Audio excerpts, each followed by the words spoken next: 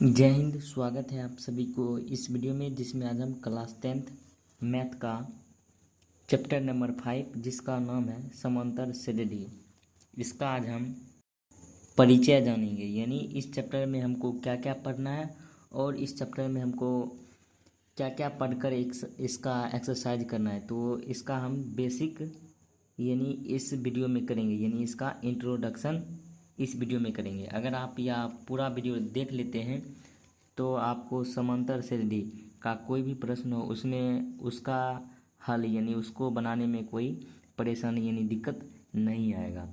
तो समांतर श्रेणी जिसको इंग्लिश में हम लोग अर्थमेटिक प्रोग्रेशन कहते हैं और इसको संक्षेप में एपी से सूचित किया जाता है। यानी इसका पहला अक्षर ए लिया गया और प्रोग्रेशन का पहला अक्षर पी लिया गया है, इसलिए इसे एपी भी कहा जाता है।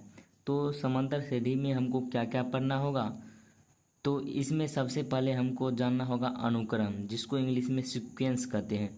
तो सीक्वेंस क्या होता है यानी अनुक्रम क्या होता है, तो इसका यानी पहले लिख लेते हैं अनुक्रम क्या होता है। तो यहाँ पर हमने लिख लिया अनुक्रम, जिसको इंग्लिश में सीक्वेंस कहते हैं। तो समांतर श्रेणी में कुछ पद है, इसको जानने के बाद ही हम समांतर श्रेणी से रिलेटिव कोई भी प्रश्न को इजीली हल कर पाएंगे। तो इसमें सबसे पहले आता है अनुक्रम, जिसको इंग्लिश में क्या कहते हैं सीक्वेंस।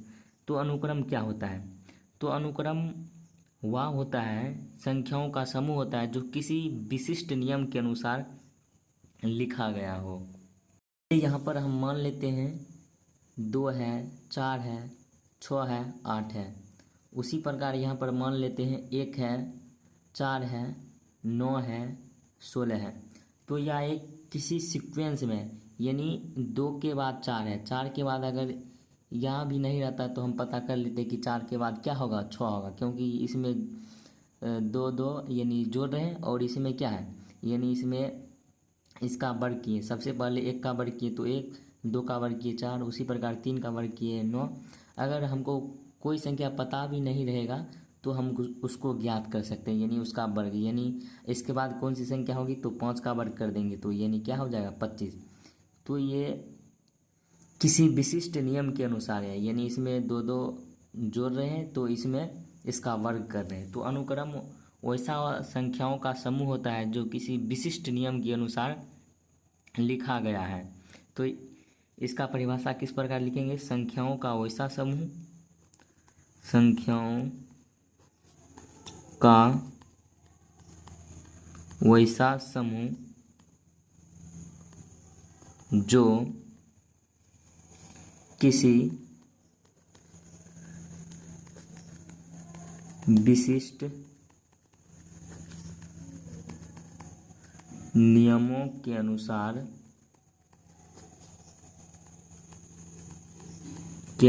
लिखा गया हो।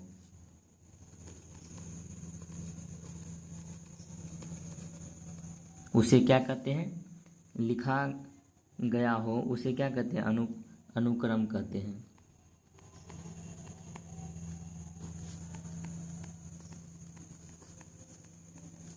तो एग्जाम्पल के लिए यहाँ पर लिख सकते हैं, जैसे 2 हो गया, 4 हो गया, 6 हो गया इत्यादि, यानी डैश डैश लगा देंगे। उसके बाद यहाँ पर दूसरा एग्जाम्पल ले लेते हैं, 1 हो गया, उसके बाद 4 हो गया, 9 हो गया, उसके बाद 16 हो गया, 25 हो गया, इसी प्रकार आगे लिख सकते हैं। तो हमने जान लिया कि अनुक्रम, उसके बाद अब जानेंगे कि अनुक्रम के प्रकार, यानी अनुक्रम कितने प्रकार के होते हैं। तो अनुक्रम 2 प्रकार के होते हैं, एक परिमित अनुक्रम और दूसरा होते हैं अपरिमित अनुक्रम। परिमित अनुक्रम जिसमें यानी उसमें जो पद रहेगा वो फिक्स रहेगा, जैसे यहाँ पर अपरिमित है। इसका दूसरा भी एग्जाम्पल ले सकते हैं, जैसे 10 हुआ, 20 हुआ, 30। इसमें क्या जोड़ रहे हैं यानी 10 जोड़ है तो ये क्या है फिक्स है, और इसमें क्या है यानी इसमें फिक्स नहीं है, यानी ये आगे बढ़ता ही रहेगा। इसमें 2 जोड़ते जाएंगे और इसका अगला पद आते जाएगा, लेकिन इसमें यहाँ पर क्या है फिक्स है। तो उसके बाद क्या जानेंगे अनुक्रम के प्रकार, तो यहाँ पर लिख लेते हैं। और जानेंगे अनुक्रम के प्रकार। तो मैंने आपको बताया है कि अनुक्रम कितने प्रकार के होते हैं, तो 2 प्रकार के। तो यहाँ पर लिख लेते हैं। तो पहला प्रकार कौन है, परिमित अनुक्रम, और दूसरा क्या है, अपरिमित अनुक्रम। अपरिमित अनुक्रम। परिमित अनुक्रम का एग्जाम्पल जैसे ये हो गया 10, 20, यानी उसमें पद जो रहेगा वो फिक्स रहेगा। और अपरिमित अनुक्रम में उसमें पद यानी उसमें फिक्स नहीं रहेगा, उसमें पद जैसे कह सकते हैं 2, 4 ये भी नहीं रहेगा, यानी उसमें पद अनगिनत रहेगा, यानी फिक्स नहीं रहेगा। और जो अनुक्रम होता है यानी इसके पद को, जैसे यहाँ पर ये इसको पहला पद कहा जाता है, इसको दूसरा पद, तो इसको लिखा जाता है ए से सूचित किया जाता है, यानी इसको A1 कहा जाता है, इसको A2, इसको या तो ए कहा जाता है, इसके बाद यानी A1 A2। उसी प्रकार इसका या ए के अलावा इसको टी से भी सूचित किया जाता है, यानी ये टी हो गया T1 T2, यानी इसके पद को ए या टी से सूचित किया जाता है। तो इसको भी लिख लेते हैं। इसके पद को किससे सूचित किया जाता है, इसके पद को ए या कैपिटल हो या स्मॉल ए, और टी या कैपिटल या स्मॉल टी से क्या किया जाता है, से सूचित किया जाता है।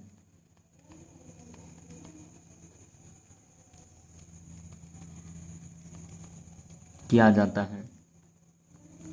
अगर हम यहाँ पर स्मॉल ए से सूचित करेंगे तो ये कैसे हो जाएगा, एग्जाम्पल के लिए जैसे यहाँ पर हो जाएगा A1 A2, उसी प्रकार हो जाएगा A3 डॉट डॉट, और जितना पद रहेगा उसमें A3, और जैसे 5वां पद रहेगा तो A5। उसी प्रकार अगर टी के पद में लिखेंगे, जैसे ये 1 का हो गया एग्जाम्पल, ये 2 का, तो यहाँ पर हो जाएगा T1 T2, और ये हो जाएगा T3। इसी प्रकार डैट यानी डैश डैश यानी अनंत तक इसी प्रकार लिख सकते हैं। यानी डैश डैश का मतलब है यानी उसका पद हमको मालूम नहीं रहता, तो जिसका पद मालूम नहीं रहता तो उसको ए एन से सूचित कर देते हैं, और जिसका यानी टी के पद में नहीं रहता है तो टी यानी एन कुछ भी हो सकता है, यानी मान सकते हैं प्राकृतिक संख्या 1, 2, 3, 4 कुछ भी हो सकता है, तो इसलिए यहाँ पर एन दिए। तो इसको किस प्रकार पढ़ते हैं, तो इसको ए वां पद पढ़ते हैं, और इसको टी वां पद पढ़ते हैं। यानी अगर इसको पढ़ना रहेगा तो टू टीमा पद पढ़ेंगे। प्रकार अगर A3 को पढ़ना रहेगा तो इसको किस प्रकार पढ़ेंगे, तो 3 वां पद, यानी जो तीसरा पद है तो इसको किस प्रकार पढ़ते हैं, 3 वां पद इसको पढ़ा जाता है। उसके बाद जानेंगे श्रेणी क्या होता है। अब जानेंगे श्रेणी क्या होता है, जिसको इंग्लिश में सीरीज कहते हैं। तो पहले लिख लेते हैं। तो हमने यहाँ पर लिख लिया है श्रेणी, जिसको इंग्लिश में क्या कहते हैं, सीरीज कहते हैं। तो श्रेणी क्या होता है, जितना भी अनुक्रम होता है, जैसे यहाँ पर अनुक्रम का एग्जाम्पल है 2, 4, 6, 8। जब अनुक्रम को जोड़ा जाता है, यानी जितना भी अनुक्रम है अगर इसमें प्लस का चिन्ह दे देंगे तो इसको क्या कहते हैं, तो इसको ही श्रेणी कहा जाता है। जब अनुक्रम को जोड़ा जाता है तो उसे ही श्रेणी कहता है। तो इसको लिख लेते हैं। वैसा अनुक्रम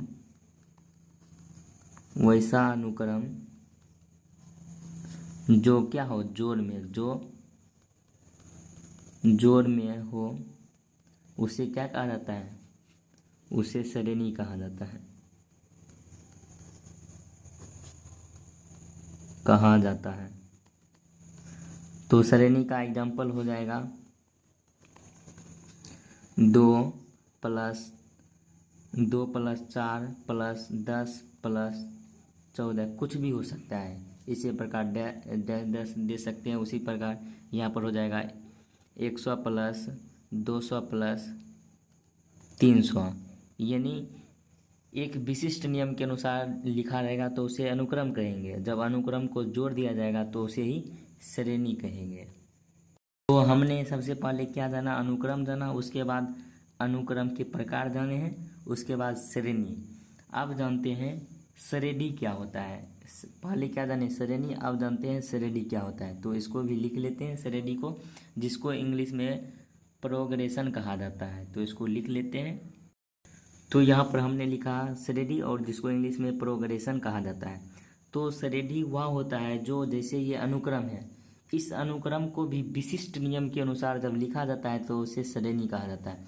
जैसे एग्जाम्पल के लिए यही ले लेते हैं 2, 4, 6 और 8। ये क्या है? ये अनुक्रम है।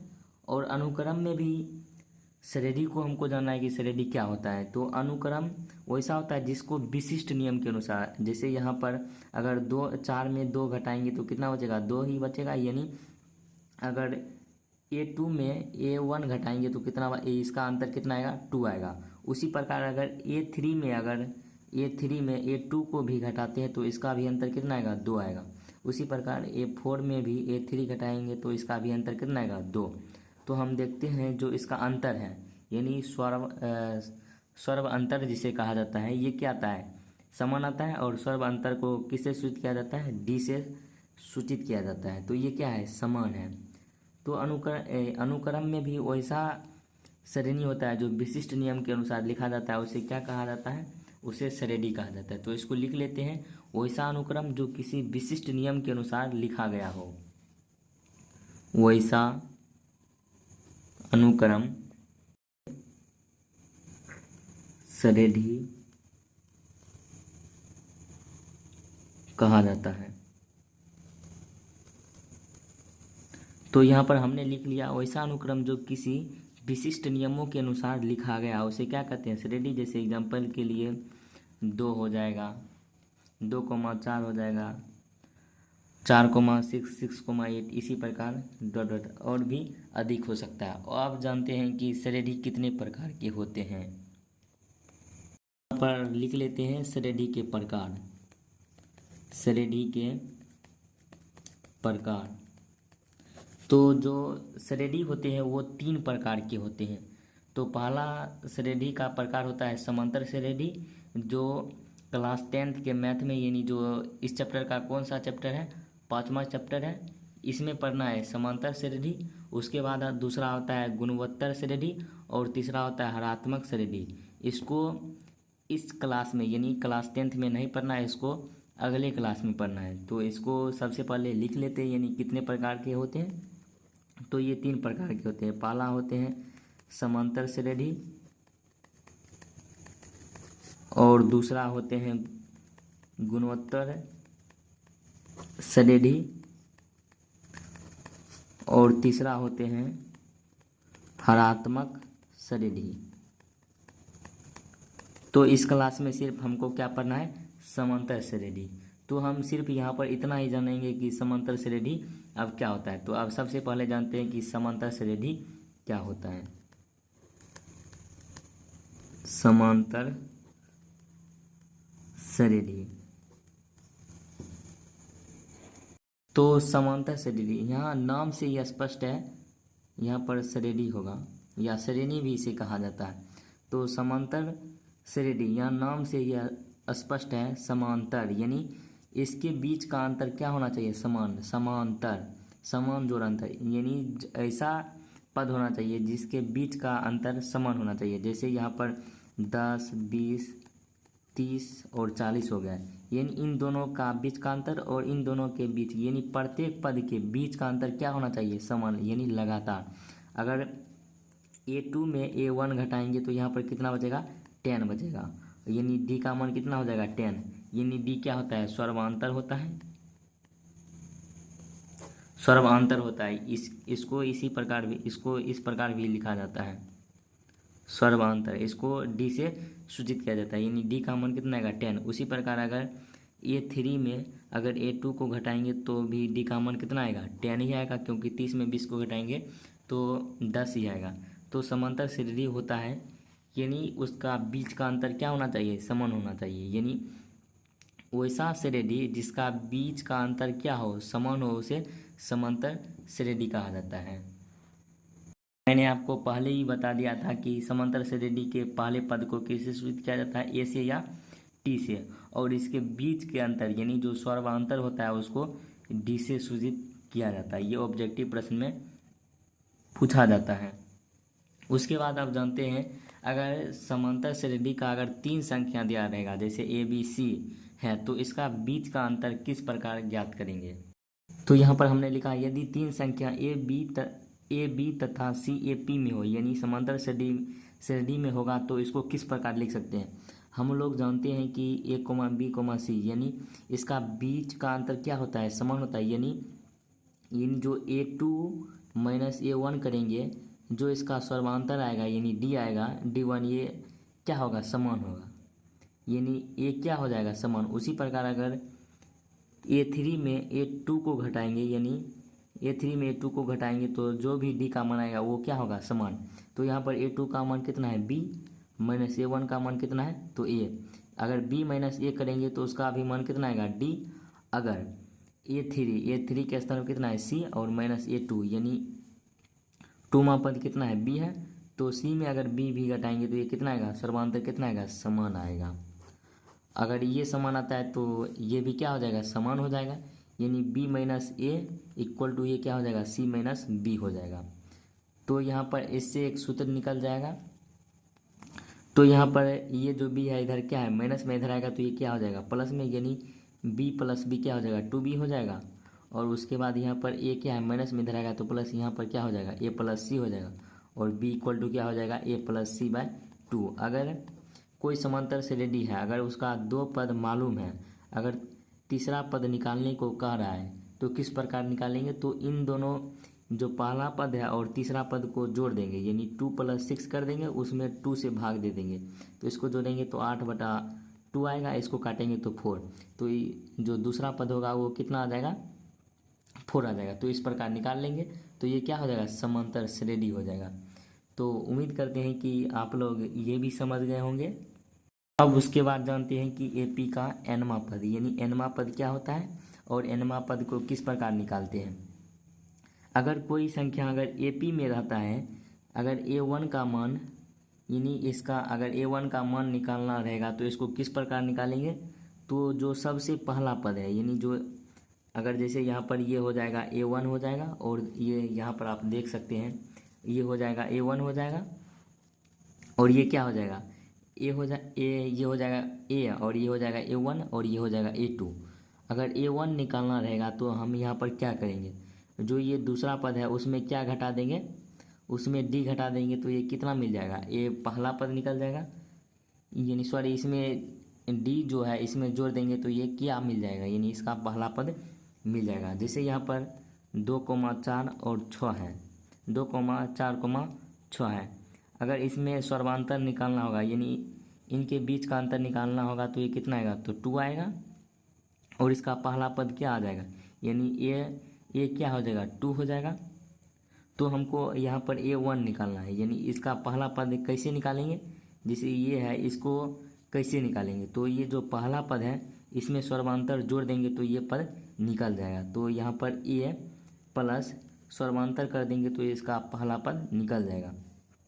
उसी प्रकार अगर A2 निकालना रहेगा तो क्या करेंगे, तो सबसे पहले A2 के नज़दीक वाले पद क्या है, ये है, इसमें भी D जोड़ देंगे और यहाँ पर D जोड़ देंगे। उसी प्रकार अगर A3 निकालना रहेगा तो क्या करेंगे, तो इसका जो बगल वाले पद है, जैसे यहाँ पर A3 का बगल वाले पद क्या हो जाएगा, A2 हो जाएगा, इसमें भी D जोड़ देंगे तो A2 प्लस D हो जाएगा। तो यहाँ पर हम क्या देखते हैं कि इसमें एक घटा देते हैं, जो ये रहता है पद इसमें एक घटा देते हैं। अगर nवां पद निकालना रहेगा तो यहाँ पर जो पद रहेगा n उसमें एक घटा देंगे यानी n-1 कर देंगे और इंटू क्या हो जाएगा, ये हो जाएगा प्लस D यानी इसमें D जोड़ देंगे। अगर उसी प्रकार AP अगर पद निकालना रहेगा तो इसको क्या करेंगे, तो P में -1 कर देंगे यानी इसके नज़दीक, जैसे A3 निकालना था तो A2 कर दिए, उसके बाद प्लस D कर देंगे। तो nवां पद का सूत्र क्या यहाँ पर निकल रहा है, तो यहाँ पर nवां पद का सूत्र हो जाएगा A plus n-1 into D हो जाएगा। यानी जो इसका पहला पद रहेगा उसको जोड़ देंगे और जो ये यहाँ पर पद रहेगा उसमें एक घटाकर और D यानी जो सर्वांतर है इससे गुना कर देंगे। और उसके बाद सर्वांतर कैसे निकालते हैं यानी D कैसे निकालते हैं, यानी जो दूसरा पद रहता है यानी और उससे नज़दीक वाले पद को क्या कर देते, घटा देते, यानी A2 माइनस A1 कर देते हैं। और इसमें एक और सूत्र का प्रयोग किया जाता है, यानी जैसे ये 2,4,6 है, अगर इसका योगफल पूछा जाएगा यानी SN पूछा जाएगा, यानी ये सम पूछा जाएगा, यानी जितना भी पद रहेगा तो उसको किस प्रकार ज्ञात करते हैं, जो जितना पद रहता है उसके नीचे 2 देते हैं। ये जैसे यहाँ पर n है तो n/2 और यहाँ पर 2a plus n-1 into D देते हैं। तो इससे ही यानी जितना भी AP रहता है उसका सम निकल जाता है। तो आपको क्या करना है, यानी इन तीनों फार्मूला को याद कर लेना। तो सबसे पहला फार्मूला है an का फार्मूला, तो ये क्या होता है A plus n-1 into D, और उसके बाद सर्वांतर क्या होता है A2 माइनस A1, और जो समांतर से रहेगा इसका योग पूछा जाएगा तो ये क्या हो जाएगा SN बराबर n/2 into 2a plus n-1 into D. तो इसी तीनों फार्मूला से ये चैप्टर क्या हो जाएगा, ख़त्म हो जाएगा। तो मैंने पूरा उम्मीद किया है कि इस चैप्टर में जितने भी कॉन्सेप्ट का प्रयोग किया जाता है तो पूरे कॉन्सेप्ट इस वीडियो में हमने बताया है। और हम अगले वीडियो से अगले प्रश्नावली है, यानी इसके अगले प्रश्नावली कौन है 5.1 है, तो अगले वीडियो में करेंगे। तो आज के लिए इतना ही, मिलते हैं आपसे अगले वीडियो में। Thank you for watching this video.